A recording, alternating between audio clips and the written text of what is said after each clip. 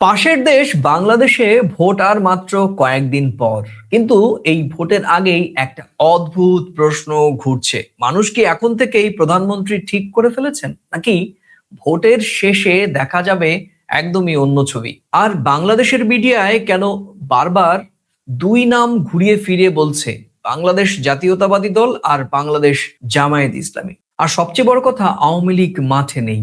তাহলে এই দলটির ভোট আসলে কাদের ঝুলিতে যাবে? আর এই প্রশ্নগুলোরই উত্তর খুঁজে বেড়াচ্ছে বাংলাদেশের বিভিন্ন গণমাধ্যম এবং জনমত সংরক্ষণকারী সংস্থাগুলো। কারণ কিছু কিছু জরিপ বলছে বাংলাদেশে ক্ষমতার বাতাস দ্রুত বদলাচ্ছে, আর সেই বাতাসে সবচেয়ে জোরে শোনা যাচ্ছে একটাই সংখ্যা, সেটা কি?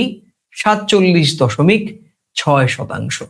আমি এই সংখ্যার বিশ্লেষণে পরে আসবো। একটা প্রশ্ন করতে ইচ্ছে করছে, সেটি হচ্ছে যে বাংলাদেশের নির্বাচন আর মাত্র হাতে গোনা 11 দিন বাকি আছে।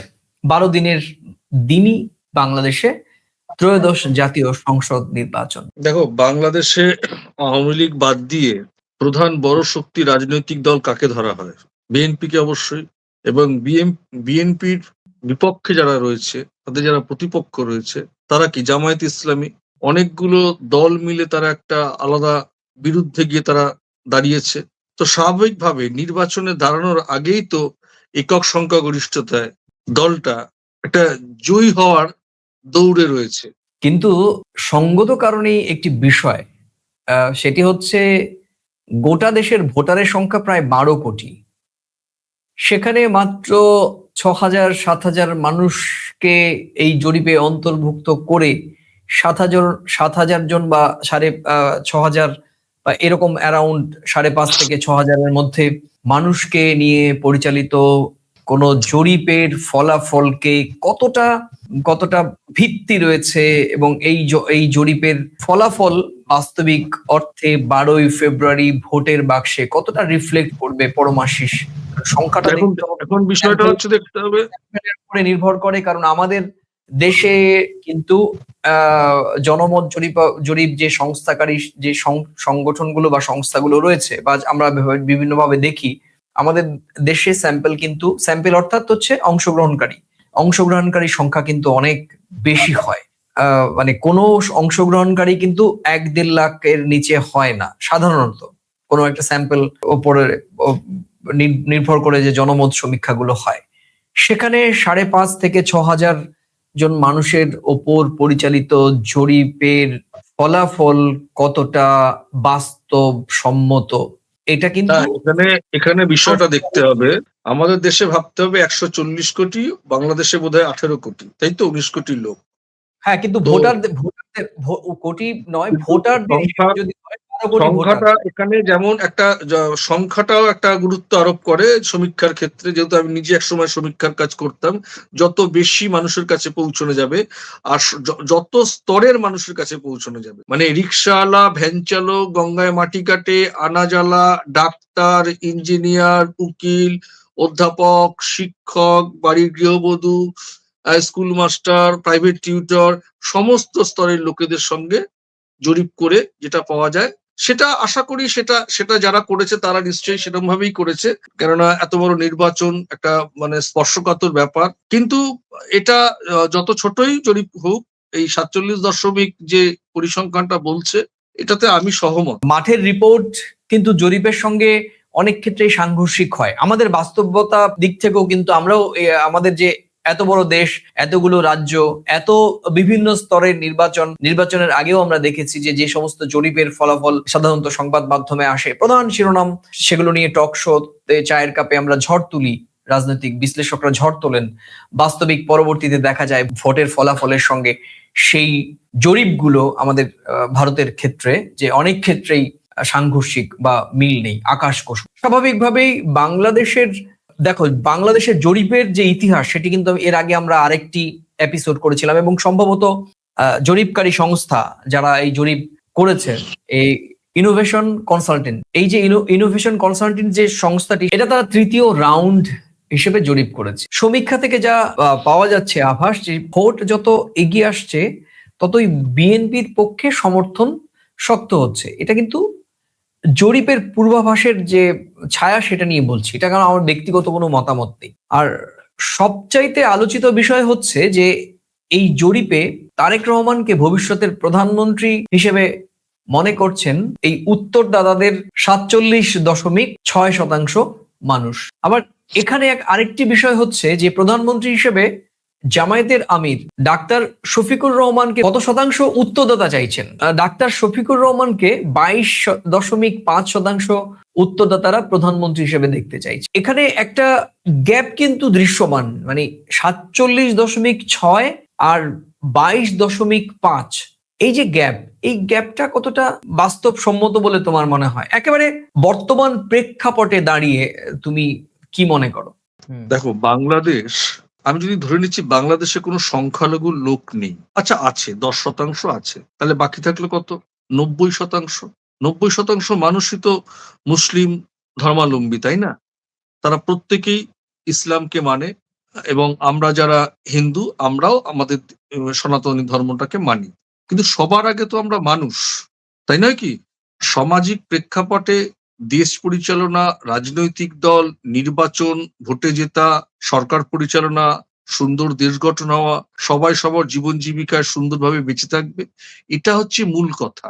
আমি সারাদিন 24 ঘন্টার মধ্যে কতক্ষণ কাজ করি, কতক্ষণ ঘুমোতে যাই, কতক্ষণ পেশাগত জীবনে থাকি, কতক্ষণ ঈশ্বর কাছে প্রার্থনা করি। স্বাভাবিকভাবেই মুসলিম সম্প্রদায়ের মানুষের মধ্যেও তাই। ধর্মটাকে নিয়ে রাজনীতি করেন বা এটাকে বিশ্বাস করেন এ তো খুব কম সংখ্যক মানুষ।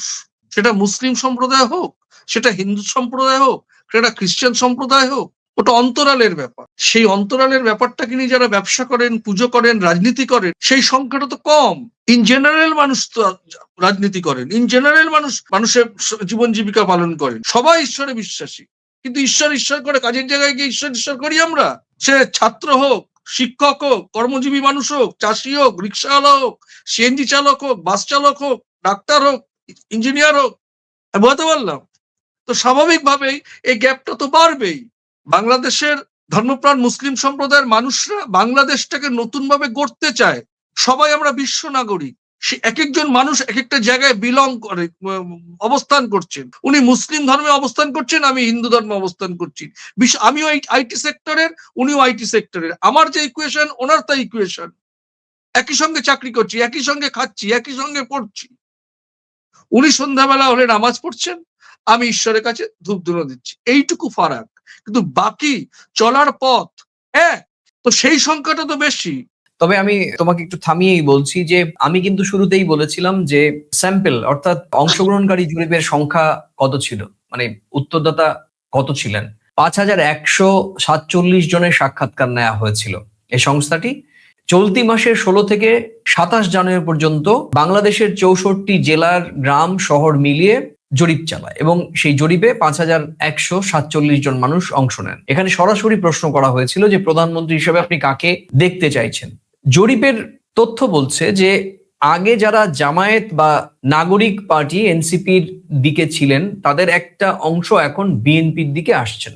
এমনকি আওয়ামী লীগ ঘরানার ভোটারদেরও একটা অংশ বিএনপির দিকে ঝুঁকছে।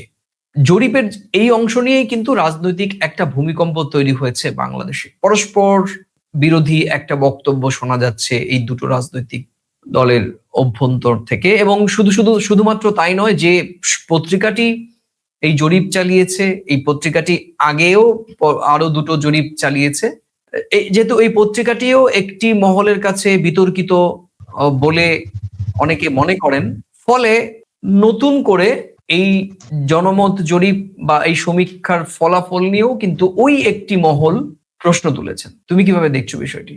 না, সেটা তো দেখো, সেটা ওই একটি মহল বা সেই একটি মহল কোনো কথা না। অনেকে এই জরিপ যার ভালো না লাগবে, এই জরিপকে যারা বিশ্বাস না করবে, একটি মহল আমি আরেকটু ক্লিয়ার করে দিচ্ছি, কারণ দর্শকদের তুমি হয়তো বুঝতে পারোনি। একটি মহল বলতে সরাসরি বলি যে প্রথম আলো এই জনমত সমীক্ষা চালিয়েছে। তুমি জানো যে প্রথম আলো ডেইলি স্টারের বিরুদ্ধেই বাংলাদেশের একটি ধর্মীয় রাজনৈতিক সংগঠন জামায়াত ইসলামী পুরোপুরি অফিসিয়ালি তাদের ঘোষিত পলিসি কি সেটি আমরা জানি না, কিন্তু আমরা দেখেছি যে হাদির মৃত্যুর পর যে ভাঙচুরের ঘটনা ঘটেছে এবং সেখানে যে ধরনের মানুষের উপস্থিতি ছিল, তাদের পরিষ্কার বোঝা যায় যে, এবং সারা বিশ্বের কাছে সেটি প্রতীয়মান হয় যে একটি বিশেষ ধর্মীয় সংগঠন বা সংগঠনের আশীর্বাদ পুষ্ট এই প্রজন্মের একটি বড় সংখ্যক অংশ প্রথম আলো আর ডেইলি স্টারের বিরুদ্ধে অবস্থান নিয়েছেন। এবং আমাদেরও প্রচুর দর্শক, আমরা যখন প্রথম আলোকে কোট করি তখনও কিন্তু দেখি যে প্রথম আলো সম্পর্কে তাদের প্রচুর পরিমাণ নেতিবাচক প্রতিক্রিয়া রয়েছে। ফলে আমি ওই অংশের কথাই বললাম যারা প্রথম আলোকে পছন্দ করেন না, প্রথম আলোকে বলেন যে তারা একটি বিশেষ দেশ না, ভারতের আধিপত্যবাদ বিস্তারে সহায়ক এবং বাংলাদেশকে অস্থির করার পেছনে প্রথম আলো ডেইলি স্টারের কে তারা দায়ী করেন। ওই মহলটি কিন্তু নতুন করে প্রশ্ন তুলছে প্রথম আলোর এই জরিপ রাজনৈতিকভাবে উদ্দেশ্য প্রণোদিত। এবং ইতিমধ্যেই আমি বেশ কয়েকটি টকশোতেও দেখেছি যে এই ধরনের জরিপ নিয়ে বাকযুদ্ধ শুরু হয়েছে দুটো, মানে বিএনপি এবং জামায়াত ইসলামী মতাদর্শীদের মধ্যে। এবার তোমার কাছে পরিষ্কার হয়েছে সম্ভবত। বিষয়টা যারা এটা নিয়ে প্রশ্ন তুলছে তাদের কাছে আমি একটা প্রশ্ন আমার দর্শকদের মাধ্যম দিয়ে বলতে চাই যে 5,000 কত মানুষের প্রতি যে জিজ্ঞাসা করা হয়েছে, 5,147। তো এই মানুষগুলো তো বাংলাদেশের 64টি জেলার গ্রাম থেকে শহরের মানুষ। তারা তো প্রথম আলোর লোক না বা ডেইলি স্টারের লোক না বা তারা ভারতের লোক না। তাদের মনোভাব, তাদের অভিব্যক্তি তো সেই জরিপ যে করেছে সংস্থা তাদের কাছে দিয়েছে, তাই নয় কি? এই 5,147টা লোককে তো আর গিয়ে ভারত থেকে কোনো ইন্টেলিজেন্স গিয়ে বুঝিয়ে দিয়ে আসেনি এই জরিপটা করতে আসবেন আর আপনারা এটা বলবেন। এটা কি বাস্তবসম্মত? দেখো, ভারতকে তো মানতে হবে, আবার এই মানতে হবে। শোনো, বাস্তবটা যেমন মানতে হবে, বিরোধিতাটাকে নিয়েও চলতে হবে। এটা তো বিরোধিতা হতেই পারে। একদমই। তুমি লাস্ট কথা বলছো যে ভারত তো আর গিয়ে করছে না, কিন্তু ভারতকে বারবার করে প্রজেক্ট করা হয়েছে পরমাশেষ।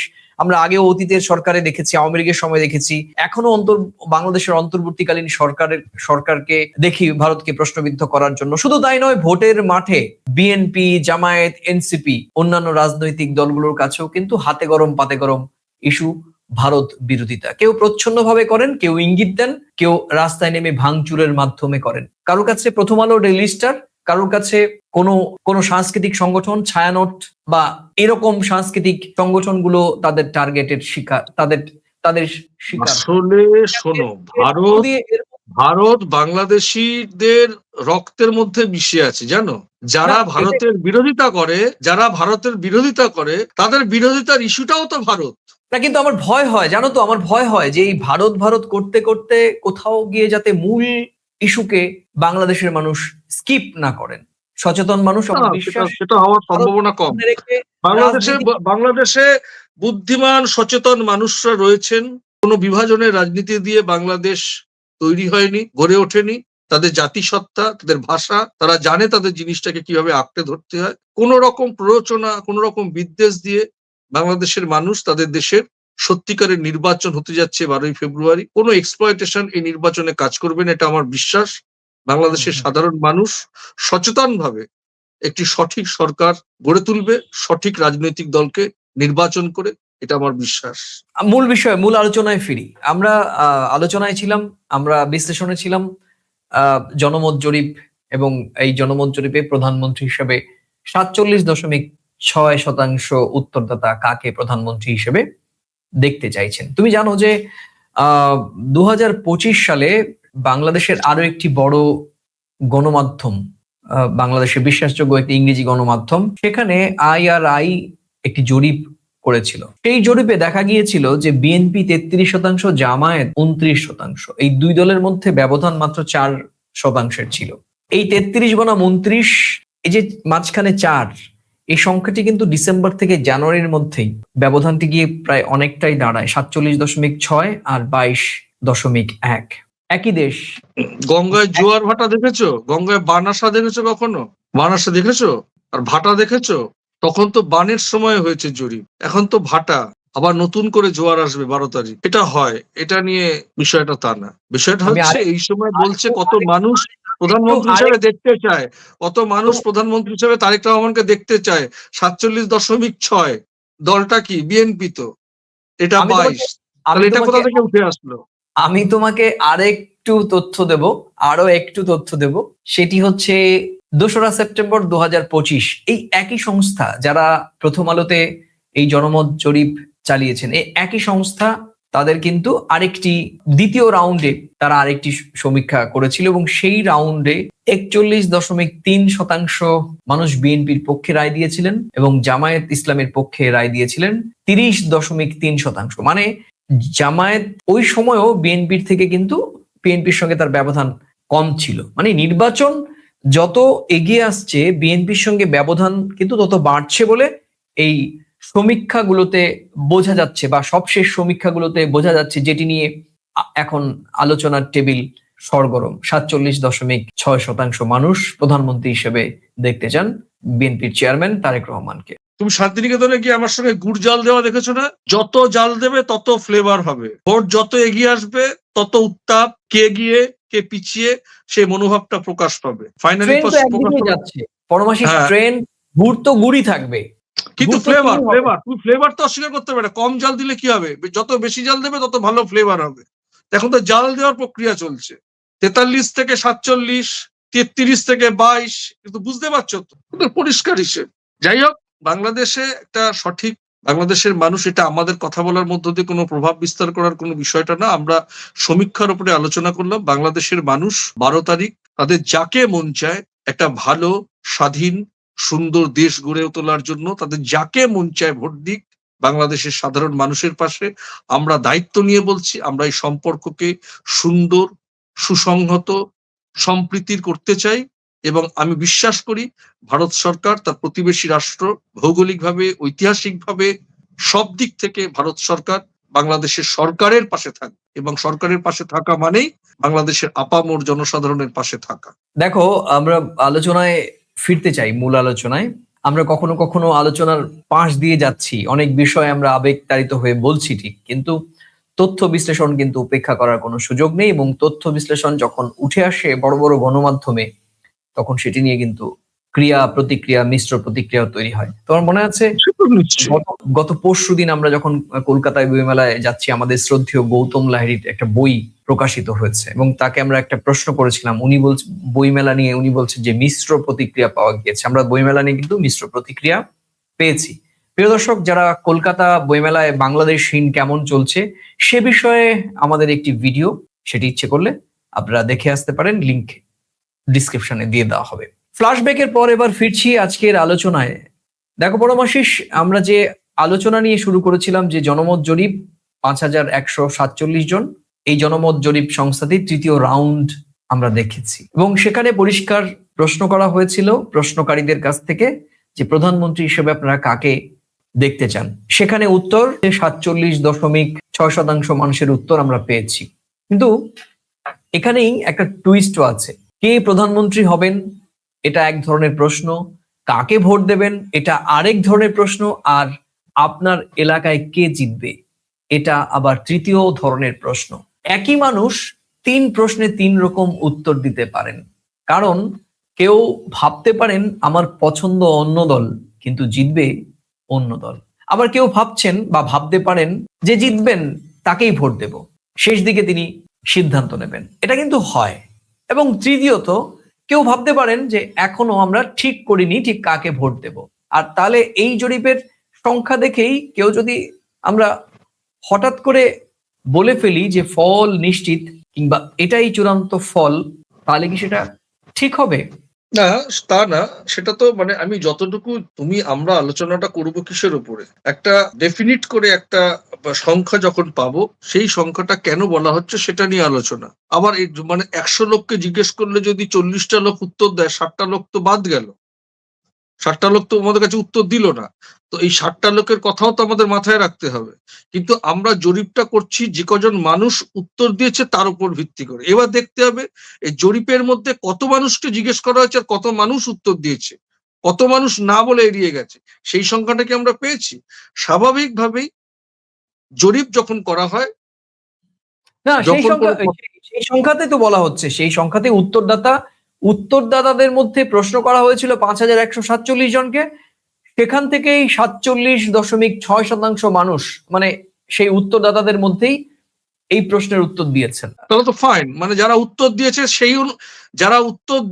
সেই সংখ্যাটা যদি 100% ধরিস, সেখান থেকে তো 47.3, তাহলে তো কোনো সন্দেহের অবকাশ থাকে না। আমি যে উত্তর দেয়নি তাকে তো ধরছি না, যারা উত্তর দিয়েছে তাদের উপরে ধরছি, অসুবিধার কিছু নেই। অবশ্যই এটা নিয়ে আশা, এই জরিপটার উপরে একটা পজিটিভ আশাবাদ ব্যক্ত করা যেতেই পারে।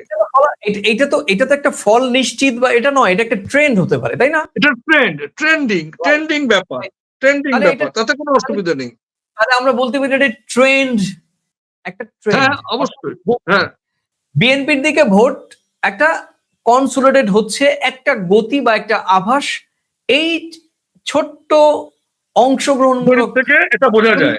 যাচ্ছে। আমি এই ছোট্ট কথাটি খুব সচেতন ভাবেই বললাম, কারণ 12 কোটি ভোটারের মধ্যে 5,147 জন ভোটারকে নিয়ে যে কোনো ধরনের জরিপই খুব কম প্রতিনিধিত্বমূলক জরিপ বলে আমি অন্ততপক্ষে মনে করি ব্যক্তিগত। হ্যাঁ, এটা যে ব্যাপকতা তা না, আমরা কিন্তু এটা যে ব্যাপকতা তা না, আমরা এই অংশের পার্টটুকু নিয়ে আলোচনা করছি। আমি এই ট্রেনটিকেও আমি একটি ঘরের যদি 4টে জানালা থাকে, আমি একটি জানালা বলবো, বাকি 3টি জানালা বলবো না। কারণ একটি জানালা খোলা হলে বাকি 3টি জানালা বন্ধ হতে পারে। বিষয়টি এটা একটা সংকেত হিসাবে দেখা যেতে পারে, একটা সংকেত। কিন্তু এই সংকেতই যে একেবারে কনসোলিডেটেড ভোট হচ্ছে বা বিএনপির পক্ষে সমস্ত ভোট যাচ্ছে বা 47.6% গোটা বাংলাদেশের মানুষই এই রায় দিয়েছেন এমনটি নয়। তবে একটি ট্রেন্ড আমরা ধরে নিচ্ছি যে 4টি জানালার মধ্যে একটি জানালা বিএনপির জন্য খোলা রয়েছে, তাই তো? অবশ্যই। বেশ, তাহলে আমরা যেটা বলছিলাম যে বিএনপির দিকে ভোট কনসোলিডেট হচ্ছে, এটা জরিপ থেকে বোঝা যাচ্ছে, কিন্তু জামায়াতও ক্লোজ কন্টেন্ডার ইমেজ ধরে রেখেছে। আর এটাও বড় ফ্যাক্টর যে একটা জোট সমীকরণ রয়েছে। তুমি এটা জানো যে জামায়াত শুধু একা নয়, তার সঙ্গে আরো 11টি রাজনৈতিক দল আছে, এনসিপি এর মধ্যে ইনক্লুডেড। বাংলাদেশের নতুন রাজনৈতিক শক্তি হিসেবে যে জেনজি ধারা উঠে এসেছিল, তাদের মধ্যে কিন্তু একটা এনসিপি কে অন্যতম বলা হয়, কারণ এটাই তো জেনজির অংশগ্রহণ। আর যেহেতু এনসিপি জামাতের মধ্যে এখন রয়েছে, একসঙ্গে তারা জোট করে ভোট করছেন, ফলে জামাতের দিকে ভোট একটা কনসোলিডেট ভোট তৈরি হওয়ার একটা সুযোগ তৈরি হয়েছে বা রয়েছে। এর মানেটা কিভাবে তুমি, এই ব্যাখ্যাটা কিভাবে তুমি দেখছো? দেখো, এই ব্যাখ্যাটা শোনো, সবাই একটা বিষয়টা দেখো, নির্বাচনে কেউ যদি জোটবদ্ধ হয়ে নির্বাচনে একজনকে সমর্থন করে, একটা জায়গায় গিয়ে কিন্তু তারা ভাবতে পারে, এটা সবাই, এটা আমাদের দেশেও হয়, যে আমি একে সমর্থন করব, আমি কি পাবো, আমি একে সমর্থন করছি, আমি কি পাবো। সেই জায়গায় গিয়ে শেষ পর্যন্ত জোটের রাজনীতি কিন্তু যে খুব যে ফলপ্রসূ হয়, সেটা কিন্তু ইতিহাস বলে না, এবং বললেও অনেকটাই কিন্তু দেখা যায় সেটা ভঙ্গুর। কিন্তু সেই বিষয়টা বিশ্লেষণ করা দেশের মানুষ। তুমি আমাদের দেশেও আমরা ছোটবেলা থেকে দেখেছি যে 34 বছরের বাম জমানা, এমন আমরা বলা হতো যে কলকাতায় পশ্চিমবঙ্গে বামেরা আর দিল্লিতে কংগ্রেস, মানে ট্রেন্ড হয়ে গেছিল। তো স্বাভাবিকভাবেই এইটা, মানে নির্বাচন না খুব এত স্পর্শকাতর ব্যাপার। হয়তো উনি পেলেন ভোটটা, কিন্তু সেই ভোটটা একত্রিত হয়ে একটা সরকার গঠনের দিকে যে যাবে, সেইটা পরিসংখ্যান কিন্তু তেমনটা বলে না। মানে সেই উদাহরণ বা সেই পরিসংখ্যান কিন্তু এই মুহূর্তে আমার কাছে অন্তত নেই, যে একক সংখ্যাগরিষ্ঠতার দলকে হারিয়ে দিয়ে একটা জোট রাজনীতি ক্ষমতায় আসবে। এটা কিন্তু দেখো আমাদের দেশে এই মুহূর্তে, দেখো তুমি চিন্তা করো, তুমি আমাদের দেশে বিজেপির বিরুদ্ধে কত বড় জোট শরিক আছে, তারা কি পারছে না। আমি আমাদের দেশের উদাহরণ দিয়ে বললাম, এত বড় দেশ, এত বড় রাজনৈতিক দল, স্বাভাবিকভাবে বিএনপি একটা প্রধান রাজনৈতিক দল। তৃণমূলের মতো রাজনৈতিক জোটও রয়েছে এখানে, শুধু তাই না, হ্যাঁ, সমাজবাদী পার্টির মতো জোটও রয়েছে, এনসিপির মতো, মানে আমাদের ভারতের এনসিপি, শরদ পাওয়ারের এনসিপির মতো রাজনৈতিক দলও রয়েছে। কিন্তু পেরেছে কি বলো, নিজে হচ্ছে ইন্ডিয়া জোটের অন্যতম একজন মুখ, তাই না? তারপরেও বিজেপি, যদিও বিজেপির এবারের লাস্ট, তুমি যখন প্রশ্ন করলে তাহলে আমাদের দর্শকদের বোঝার জন্য বলছি, হ্যাঁ তারা সরকার গড়তে ব্যর্থ হয়েছে, কিন্তু বিজেপি কিন্তু যে প্রত্যাশিত আসন, সেই প্রত্যাশিত আসন কিন্তু গেল লোকসভা নির্বাচনে তারা অর্জন করতে ব্যর্থ হয়েছে, এটাও তো ঠিক। হ্যাঁ, এটা তো তোমাকে বলি। কিন্তু সেখানে দাঁড়িয়ে বাংলাদেশের নির্বাচনটা তো এই মুহূর্তে বিজেপি ভার্সেস মানে আমাদের এখানে মানে এনডিএ জোট ভার্সেস ইন্ডিয়া জোট তো নয়। তারা তো তাদের বিরুদ্ধে জোট গঠন হবে কি করে? তারা তো এতদিন ক্ষমতাতেই ছিল না। তাদের আজকে আমরা বিজেপির বিরুদ্ধে যে ইন্ডিয়া জোট যে এতটা লড়ে যে ভোট মানে সিটটা কমাতে পেরেছে, বিরোধিতার জায়গাটা তৈরি হয়েছে। কিন্তু বিএনপিতে এখন কি 17 বছর পর বুঝতে হবে তাদের কর্মকাণ্ড নিয়ে কি বলবে। এখন তো ইস্যু তো হচ্ছে আওয়ামী লীগের বিরুদ্ধে কথা বলা, আওয়ামী লীগ ভোটে নেই। এখন বিএনপির সেই কচকচানি ডেকে আনবে পুরনো কি হয়েছে। তাহলে আমরা 25 ডিসেম্বর কি দেখলাম? এর ব্যাপকতা, এর চাপ, এই ফ্লেভার, এই আবেগ কিছুই না, তাই নয় কি? আপসীন জননেত্রী খালেদা জিয়ার ইমেজ কি কাজে লাগবে না এই ভোটে? অবশ্যই লাগবে। এই মুহূর্তে জামায়াত ইসলামের যে জোট, সেই জোট তাদের বিরুদ্ধে কথা বলার জায়গায় কতটা যে বাস্তবভাবে তারা রাজনৈতিক প্রচার করিয়ে বাস্তববাদী ভোট আদায় করতে পারবে, এখানে কিন্তু আমার অনেক শঙ্কা কাজ করছে। একদমই, আমরা মূল প্রসঙ্গে ফিরছি। বাংলাদেশের এই ভোট কি কনসিলারেশনের ভোট, নাকি একেবারে যৌথ একটা অংশীদারিত্বের ভোট, জোট ভিত্তিক ভোট? জরিপ বলছে তারেক রহমানকে প্রধানমন্ত্রী হিসেবে দেখার প্রবণতা এখন সবচাইতে বেশি। সেটা কত? বারবার বলছি, আরেকবার বলছি, 47.6%। কিন্তু জামায়াতকে বাদ দিয়ে কোনো বড় ছবি আঁকা যাচ্ছে না। এর কারণ, এর আগের জরিপগুলো তারা বিএনপির খুব কাছাকাছি ছিল। তাই বাংলাদেশের মিডিয়াও কিংবা আন্তর্জাতিক মিডিয়ার ক্ষেত্রেও দেখা যাচ্ছে দুটো রাজনৈতিক দলের দিকেই সমানভাবে নজর রাখছে। কারণ তাদের কাছে এটা শুধু কে জিতবে কে হারবে এমনটি নয়, বরং এটা যে ক্ষমতার কাঠামোর লড়াইয়ে এবার জোট বনাম একক লড়াই। বিষয়টা শোনো, বিষয়টা হচ্ছে যে বাংলা চলচ্চিত্রে এটা আমাদের ছোটবেলাকার একটা ফ্লেভার ছিল যে তাপস পাল নায়ক আর বড় ভাই রঞ্জিত মল্লিক। রঞ্জিত মল্লিক কষ্ট করে তাপস পালকে মানুষ করবে, অনেক ছবিতে এই জাতীয় ক্যারেক্টার আমরা দেখেছি। তো বাংলাদেশের এখন এই মুহূর্তে একটা বাংলা ছায়াছবির মতো নায়ক হচ্ছে তারেক রহমান, বড় ভাই হচ্ছে শফিকুর রহমান। এখন এই ট্রেন্ডিংটা চলছে ভাই, পরিষ্কার কথা। মানে এটা তো অস্বীকার করার কোনো জায়গা নেই। আমরা যখন বিশ্লেষণ আলোচনা করতে বসেছি, আমরা খবরাখবর রাখছি, দেখছি, জানছি, শুনছি। যে ইমেজ তারেক রহমান, এটা জরিপ ফরিপ লাগে না। হ্যাঁ, এটা শফিকুর রহমানকে আমি ব্যক্তিগতভাবে আমি খুব মানে ওনার প্রাজ্ঞতা, ওনার কথা বলার ধরন সবটাই আমার ভালো লাগে। যাই হোক, বাংলাদেশের মানুষ যারা দীর্ঘ বছর মুখিয়েছিলেন গণতান্ত্রিক চর্চা বা গণতান্ত্রিক উৎসবে সামিল হবেন বলে, কিন্তু স্বৈরাচারের কারণে তারা গণতান্ত্রিক উৎসবে সামিল হতে পারেননি, তারাই আগামীর 12ই ফেব্রুয়ারি বাংলাদেশের আপনাদের জাতীয় সংসদ নির্বাচনে আপনারা গণতান্ত্রিক অধিকার প্রয়োগ করে নির্ধারণ করবেন বা নির্বাচন করবেন কাকে আপনারা প্রধানমন্ত্রীর কুর্সিতে দেখতে চান। তোমাকে অনেক ধন্যবাদ পরমাশিস। শেষ করব একটা প্রশ্ন রেখে, যে 22% মানুষ এখনো বলছেন বুঝতে পারছি না ভোটের শেষ সপ্তাহে তারা কার দিকে যাবেন, আর ঠিক সেই এক সিদ্ধান্তই কি বদলে দেবে বাংলাদেশের পরের সরকারের চেহারা? সেই প্রশ্ন রেখেই আজকের প্রাসঙ্গিক প্রসঙ্গ শেষ করব। ভোট যত ঘনাবে সংখ্যা আরো বদলাবে, আর আমরা দেখব কারা সত্যি ট্রেন্ড আর শুধু কারা নয়েজ। প্রিয় দর্শক, আজ এই পর্যন্তই। আবার দেখা হবে প্রাসঙ্গিক প্রসঙ্গের নতুন কোনো বিষয় নিয়ে। আর এই ভিডিওর কোন মন্তব্যের সঙ্গে বা এই ভিডিওতে করা কোন মন্তব্যগুলোর সঙ্গে আপনি ভিন্নমত বা সহমত, সেটা মন্তব্যের কলামে লিখে জানাতে ভুলবেন না। আবারও বলছি, আজকের করা এই মন্তব্যগুলোর মধ্যে সবগুলোই কিন্তু এই জনসমীক্ষা বা সমীক্ষা নির্ভর মন্তব্য, আমাদের ব্যক্তিগত কোনো পরিসংখ্যান নেই। আমরা ব্যক্তিগতভাবে বাংলাদেশের জনগণের পক্ষে, কোনো রাজনৈতিক শক্তি নেতা নেত্রীর পক্ষে আমাদের এডিটোরিয়াল কনসার্ন নেই। আমরা বাংলাদেশের মানুষ যেদিকে, আমরাও সেই দিকেই থাকবো। এই নিশ্চয়তা দিয়ে আজকের মতো এখানেই শেষ করছি। আবার দেখা হবে। ততক্ষণ ভালো থাকুন, সুস্থ থাকুন এবং নিরাপদে থাকুন। আর হ্যাঁ, এই ভিডিওটি ভালো লাগলে নিজেদের মাঝে শেয়ার করতে পারেন। আর আজ এই চ্যানেলে নতুন এলে পুরনো ভিডিও দেখে যদি ভালো লাগে চ্যানেলটি লাইক বা সাবস্ক্রাইব করতে পারেন। তাহলে আজ এই পর্যন্তই। নমস্কার। নমস্কার।